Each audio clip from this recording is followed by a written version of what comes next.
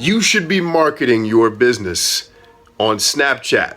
Today we're going to talk about why. It's BC, this is Clients Incoming. Thank you for tuning in. So why should you consider marketing your business on Snapchat? Well, other than the fact that 60% of all 13 to 34-year-olds with a smartphone are on Snapchat, Snapchat is a very different animal than other types of social media. Now, it needs to be said that Instagram, owned by Facebook, has been making some very powerful moves to take what Snapchat started and did well and apply it to their own strategy, thus gaining much more traction with that type of audience. But here is where I think Snapchat is winning. And this is especially if you are targeting 13 to 34-year-olds with your products and services. Obviously, if you are from AARP trying to sell some type of insurance, chances are Snapchat is not going to do you any good. But Snapchat, like I said, is a different animal. And when I first started it was hard for me to wrap my head around it. But when I started to understand it and share it with other people, I was able to walk them through the same doubt and unbelief that I had gone through. And I had even asked some of my younger millennial family members and friends, what do you love about it? And they couldn't quite put their words on it, but I think I have cracked the code. Most of social media approaches you, the viewer, with a look at me and what I'm doing perspective, right? You go on Twitter to post something, you're hoping someone is going to come look at me. You're posting your dinner on your Facebook wall, which I highly recommend you don't do if you're a business owner, at least if you're doing it on your, don't do it on your business page. But you go to your Facebook wall, you post a picture of you eating a piece of cake at some restaurant. You're saying, look at me.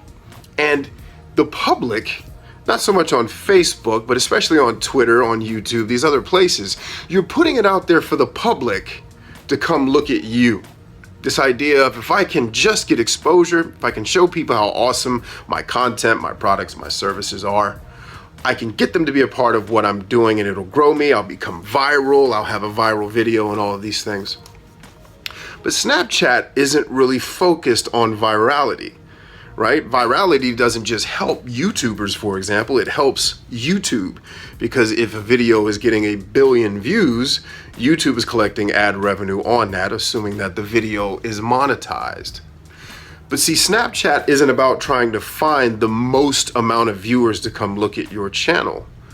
It's about finding the right viewers who are actually interested in what you have to say and what you have to offer them if you are a business. It's about connecting people who are like-minded with similar values and allowing them to share something intimate. You see, if somebody doesn't know your Snapchat name, they can't just go into a search feed and easily find you. Nor are they going to find a feed full of your content competing with the other 1 million people on the platform looking at you, YouTube, who are competing for that attention. Your Snapchat followers are going to be people that are personally invested in what you do.